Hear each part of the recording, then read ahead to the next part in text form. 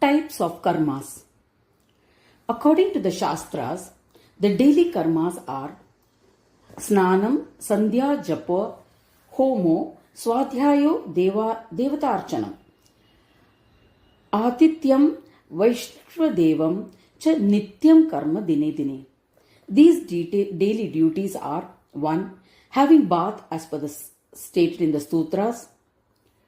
2. Doing Sandhya Vandanam ritual, that is those male members who have been initiated into the Yajnopavitam ceremony, which is commonly known as thread ceremony, thrice a day.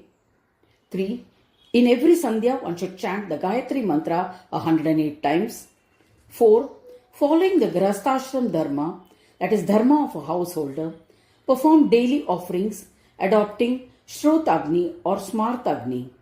Self-study, that is doing Brahma Yajna, meaning doing a study of the Vedas as per one's capabilities, namely chanting of the Vedas or listening. These are the 4 types of karmas. 5. Panchayatana Puja, doing puja of the 5 deities or doing puja of one's most favored deity as per the prescribed rituals is the 5th karma. While doing the Panchayatana Puja, Ganesha should be placed in the center.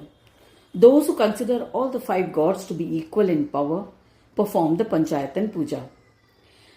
6. Since Ganesha is the first god to be worshipped, Ganesha is placed in the center. The deity in the center is the first worshipped, followed by other deities. This is the process mentioned in the Shastras.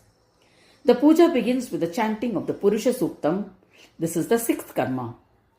The 7th karma is performing the puja or worship of guests. The word Atiti in Sanskrit means one who does not have a titi. It means one for whom a seat for eating is not predetermined. Anyone who visits the house at the time of lunch should be offered lunch. It does not matter if he is a Brahmin or any other caste. The Shastras say, Yatischa Brahmacharicha Pakvanna Swamina Vumo, which means that the guest who is a Brahmachari and Sannyasi is always an Atiti. The 8th daily karma is Vaishvadev, to worship the whole world as God. These 8 duties are to be performed daily, failing which is a sin. The karmas that are to be done specifically on certain days are known as Naimittika karma or occasional karmas. Occasional karmas. For example, Chaturthi occurs as a rule. This is the 4th day of the moon. The karmas to be done specifically on that day are called occasional karmas. Karmas such as Shraddha, that is ceremonies which are performed as part of the ritual for the peace of a deceased person's soul, that is the Prati Samvatsarik Shraddha, Mahalaya Shraddha, etc. are all occasional karmas. Shukla Chaturthi, 4th day after the new moon, and Krishna Chaturthi, 4th day after full moon, both should be observed regularly as ordained. Ganesha has incarnated on all the 12 Shukla Chaturthi days. That is why Shukla Chaturthi is considered the birthday of Ganesha. Shukla Chaturthi is also known as Vrata Chaturthi, bestower of various achievements. If one is not destined to achieve something as per his past karmas, this Chaturthi has the capacity to create situations conducive for the achievement of that goal. This is the greatness and glory of Varada Chaturthi. Sankashti Chaturthi is also considered auspicious for the attainment of a specific goal. On that day, the moon is in the first quadrant and its glory is praised. Therefore, worship of Ganesha on that day is considered an essential duty. Knowledge of the 4 states and attaining their experience is difficult. To escape them, one should necessarily observe the Sankashti Vrata. Gross, subtle, causal and the greater causal are the 4 bodies of an embodied soul. Obviously, difficulties arise as a result of them. If there is anybody who observes the Chaturthi Vrata with the intention of achieving some goal, then that desire is fulfilled. Besides, it also relieves him of difficulties that arise from desires, and in the end it blesses one with the abode of Svananda. This is the glory of this Vrata. The Ekadashi Vrata is also an important Vrata. When one is touched by the vibration flowing from the body of a person observing the Sankashti Vrata, one gets the fruits that are comparable to the merits earned by the person observing the Ekadashi Vrata. There is a story to substantiate this. Once an airplane landed in the palace lawns of King Rukmangad. Brushing against the branches of some brinjal plants, the airplane fell down, creating sin because brinjal was considered inedible. As per the Puranas, observing Ekadashi Vrat was the only way to garner merits to get the airplane to fly again. And that was how the airplane was made to fly. There is another story about Indra's airplane flying in the sky when it encountered 5 great sins, as a result of which it landed in the kingdom of King Shurasena. Here the mystery was that the power for it to fly again was linked to the merits earned through good karmas. If it is linked to sins, then its merits will be destroyed, and the airplane would not be able to fly again. A small amount of merit was enough to fly the airplane of a Gandharva. So a small sin was equally sufficient in bringing it down. Brinjal was uneatable and so was sin. But the sin was comparatively less compared to the sins of drinking alcohol.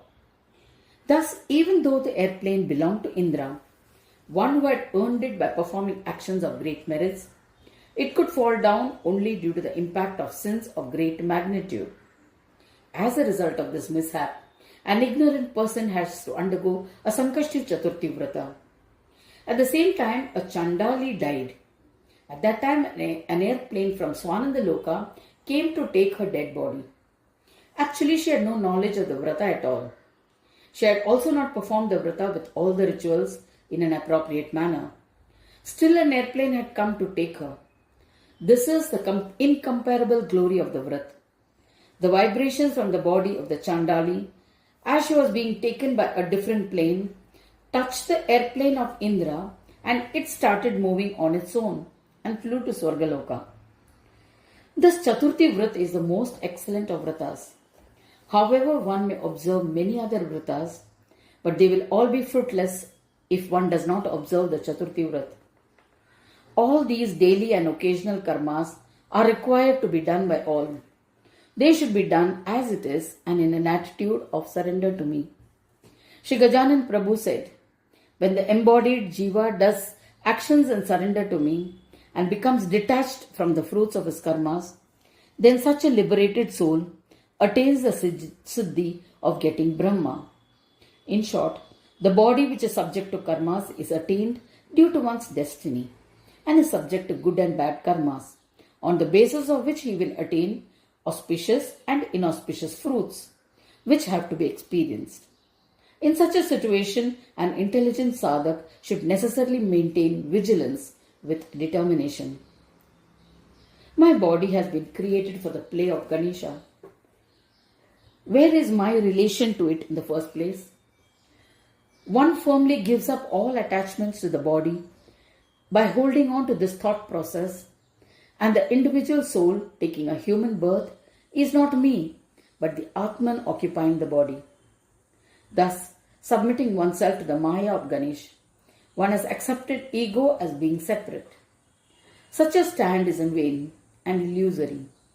Therefore, one should definitely give up arrogance and be firm in the end that Chintamani, who is the regulator of the vagaries of the mind, is me, and I am connected with his body only as a witness.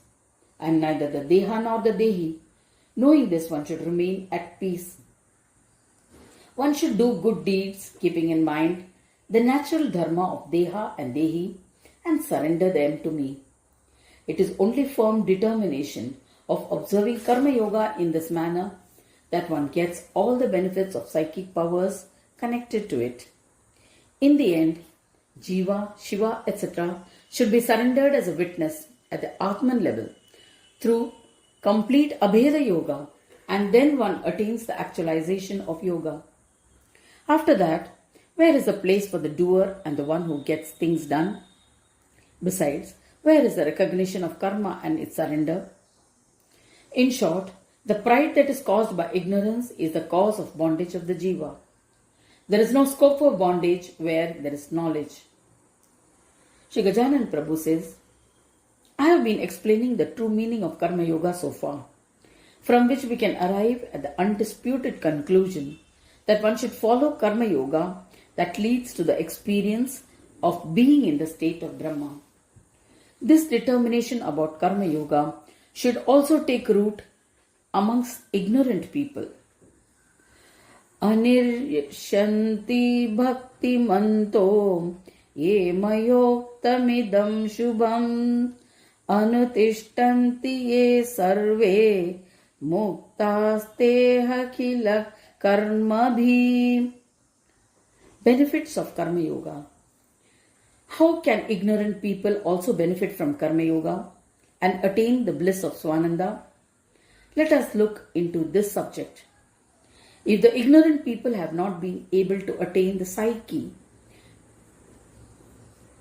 or powers of meditative union, then they should continue to perform karmas as ordained with a greater degree of involvement and in surrender to me. If they are unable to understand the essence of Karma Yoga, they can maintain respect towards it by simply accepting it without any hatred. Such a person gradually develops a sense of devotion towards Karma Yoga, which strengthens the ignorant sadhak, and he becomes one with me in the end. This is so because the good actions done with the strength of the subtle body by a jiva, accepted in devotion in surrender to me, comes to Swananda Loka after death. With my grace, he resides there in a body of light. He continues his yogic spiritual practices until he attains Purna Yoga. Such is the glory of Karma Yoga. The nature and characteristics of those who have no knowledge of Karma Yoga, who do not apply it in their daily life, and in turn despise those who follow it, are described in verse 32. Ye chaiva nanutishtanti ashubahata chetasam Ishyamana mahamudha nashtam sthana vidhi me pripun. Shri Gajan Prabhu says, such people are so foolish that they should be considered enemies, because I, stationed in their heart as Chintamani, am the one who illuminates all the changing tendencies of the mind. When I, as Atman, reside within their hearts, these evil-minded are my enemies. Those who despise the Karma Yoga that I have instructed are my enemies. They are committed to be in bondage of the cycle of birth and death. Their inauspicious attitude prevents them from enjoying the bliss of Swananda, and they are fated to be destroyed. Becoming one with the Deha and Dehi, I play through the Jivatma. They fall into bondage due to their ignorance. They do not observe their karmas and even hate those who follow. Therefore they are my enemies. Hearing this, Varenya asked him, You are the Lord of the intellect. People act as per the intelligence that you bestow upon them. Then why don't you give them the intelligence to follow what you are telling them to do? By courting enmity with you, how can they face you? Why don't you make them your friends? Why are you behaving as though you are dependent on something external? This is a huge doubt that I have. Tulyam prakritiya kurute karma yajnanavanapi anuyati chatameva grahastatra mudha mataha. Shri Gajanan Prabhu replied, I have created this world out of my own desire for my play, but I have also given the freedom of choice to the jivas to get attracted to the sense objects. But they are carried away by the enchantments of Maya. They are infatuated by the momentary sensory pleasures and end up in sorrow. This being the nature of material enjoyment, I have also created the Vedas, which are the word of Brahma, giving them knowledge that will bring them enjoyment and liberation from these dualities. One who practices according to these instructions gets to enjoy both. Besides, it also enables different kinds of karmas to be performed. In short, it is me who creates the karmas and also the one who blesses them with powers. It enables the work of creation to go on. Therefore, one gets the fruits according to the type of action he performs and develops an intellect that is in harmony with that. Nobody's influence or perseverance works there. I too cannot pursue it further. If, as you say, I try to persuade and grant Svananda to all the jivas, how will the play of the world go on? Will not the boons given for auspicious and inauspicious karmas go waste? Therefore, I do not persuade. The possibility of that does not arise. A person has an intellect based on the preordained karmas. He will perform the karmas according to that. Since the preordained karmas are the motivators, accordingly the jiva develops tendencies. His situation is that even after knowing this, he does not understand it. Having listened to that, King Varanya bowed down at the feet of Gajanana and said, if that is so, if everything in the life of a jiva is predetermined according to his past karmas, then why should he have a guru? What is going to happen by listening to his enlightening words? Kamaschaiva tata krodha swanamarteshu jayate naitayorvashyatam yayad yasya vidvamsako yataha. Shri Gajanan Prabhu replies, if the dharma of causal matter as stated earlier is inevitable, but the path of Guru Shishya and the tradition of teaching and learning have also been created by me. Based on the strength of previously performed karmas, whatever may be the nature of tendencies of the jiva, its completion does require certain amount of effort, and different types of pleasures are enjoyed by everybody. In order to attain them, the jiva points to others as an example. These kinds of tendencies are seen everywhere. If the causal matter that we have derived is unavoidable, then a conscious soul who puts in efforts can be freed from it. That is why the path of Guru Shishya and the practice of granting enlightenment and understanding still prove to be useful. That is also according to the merits earned through past karmas. And it develops that kind of urge in the jiva. Therefore, your doubts are in vain. For example, let us presume you had gone to penance in one of your past lives, which is why I have taken a birth as your son, and I am instructing you now. So whatever may be the tendencies, the Sadguru guides the jiva in the right direction, which leads to his enlightenment. If the student is a true disciple, he will listen, otherwise not. The Guru need not have any apprehensions, as the path of enlightenment is necessary for this.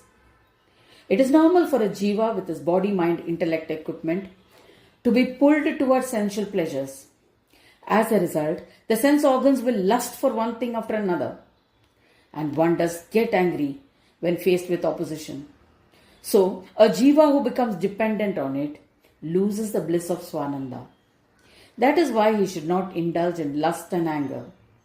Gurus intervene and help in this process by upliftment. To sum up, a jiva is an inherent part of Brahma. Falling into the trap of illusion due to ignorance is his misfortune. Such things happen due to lust and passion, and therefore they should be considered as enemies. It is no good to become dependent on them. It is for this reason that they need a guide who will show them the right path. Shasto guno nijo dharma sangadanyasya dharmataha nije tasmin vritti shreya paratra bhayadha paraha. Role of Swadharma karma in enlightenment. Shri Gajanan Prabhu says in verse 35 to Varenya, the conscious soul asking prosperity should worship me along with observing all the karmas of Swadharma. Those who give up their Swadharma do not get any psychic powers. One should follow the dharma that is required by birth with faith and determination. For example, the Swadharma of a Chandal, person born in a low caste, as compared to the Brahmin caste, is very low. Still, he becomes blessed by following his Swadharma, even though a person born as a Brahmin and therefore of a high caste may not be blessed even. By following one's Dharma, even though it may be of a low caste, one attains the state of the highest yogi. This has been mentioned in the Mahabharata. The Dharma of a person born in the Kshatriya class is that he should not back out from the battlefield. Having said this, when he dies on the battlefield, he attains Swargaloka after death. That is the importance of following one's Swadharma. Following someone else's Dharma only leads to hell. However excellent and commendable another's Dharma may be, following one's own Dharma and rejecting another's proves fruitful. After listening to so far, Varinya had a doubt. Sinful deeds takes one to hell. Meritorious deeds enable one to attain Swargaloka, and through yogic spiritual practices one attains Brahma. This has been reiterated by the Shastras and also acclaimed by all. If this is so, why do some people, even though they have no lust for the fruits of sinful deeds, are still inclined to or attracted to sinful activities? What is so compelling that they tend to do them again and again? Varenyavacha Pumanyat kurute papam sahikena niyujyate akangshatrapi heramba prerita prabaladiva. Varinya asks in the 36th sloka, no one wants hell after death. Still there are many jivas determined to attract unpleasant things onto themselves. What is the reason for them to fall into such temptations? Who puts it into them? Sri Gajanana replies to these questions in the following sloka. Lust and its traps. Sri Gajanana Prabhu says, I shall tell you the secret of how to understand the state of the Atman. When the belief that I am the body is firmly imprinted in one's mind, the lust to acquire and enjoy all those things that give pleasure to the body naturally arise in his mind.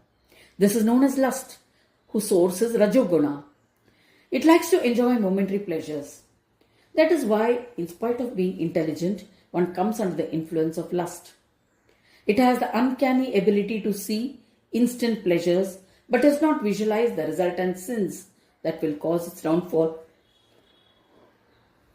The result of sins is the attainment of hell, experienced only after death. It is not experienced when one is alive. But does one accept it as a truth because it is said in the Shastras? No.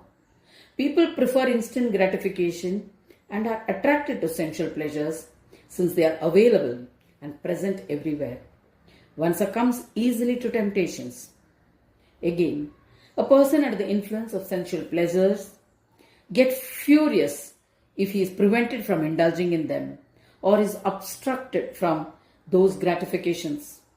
He instantly gets angry, and such a person definitely disturbs others. It never strikes him whether it is justified or not.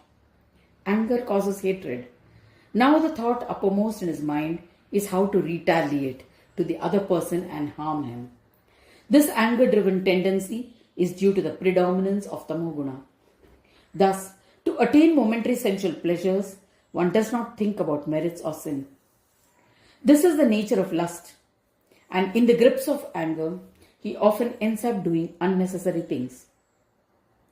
Shri Gajanana Vacha Kama Krodho Mahapapo Gunadvaya Samudbhavo Nayanto Vashyatam Lokam Vidheto Dveshino Varo. Therefore, Shri Gajanan Prabhu says, O King Varenya, keep in mind that lust and anger are two powerful enemies that bring all human beings under their control and do actions that lead to their downfall. The same thing is reinforced in the following stanza. Just as the invisible Maya gives contradictory experiences which cannot be stated clearly, but she still captures the intellect and understanding of the jivas. through contrary forms of enchantments. Lust and anger influence in a similar manner. I will give you another example. When you do strenuous work, you break into a sweat, which is released automatically. As long as the effort is going on, the sweat is visible. But if no effort is put in, there is no sweat either. From this example, one can understand the mystery of lust and anger as well. When one accepts lust and anger, then only their effect is seen. Otherwise not. A wise man, reveling in the bliss of his soul, holds lust and anger in control.